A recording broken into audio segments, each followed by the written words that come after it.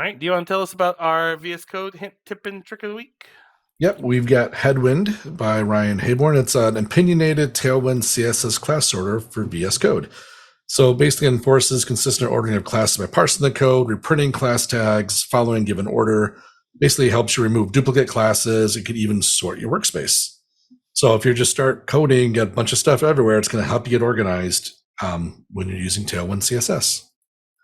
Which I don't use Tailwind CSS, but if I were, I don't do a lot of front end, Eric. Do a lot of APIs. Front end should use Tailwind.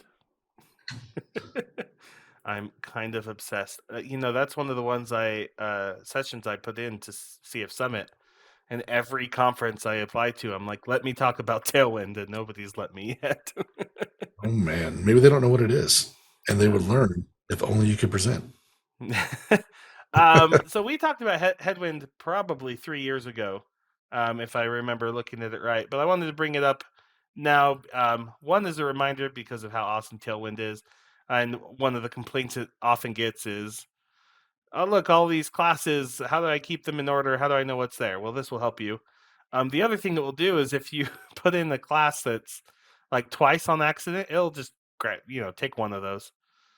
As well, and this is your bonus VS Code extension, the official Tailwind IntelliSense plugin.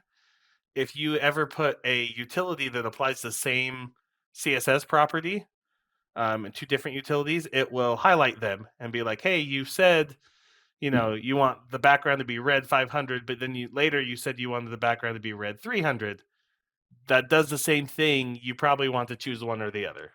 So that's good. Neat things like that. And one day, one conference will let me talk about Tailwind, and you'll be able to see in my sessions how amazing it is.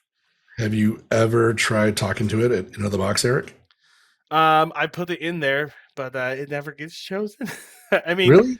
Well, at the end of Into the Box, we're trying to trim down the 5 sessions we want from every one of us down to 2, so we don't kill ourselves. So what I'm hearing is you want to talk about it, you're just not passionate enough about it Into the Box to want to talk about it. Ooh, rough. No, there's other people that want me to talk about other things.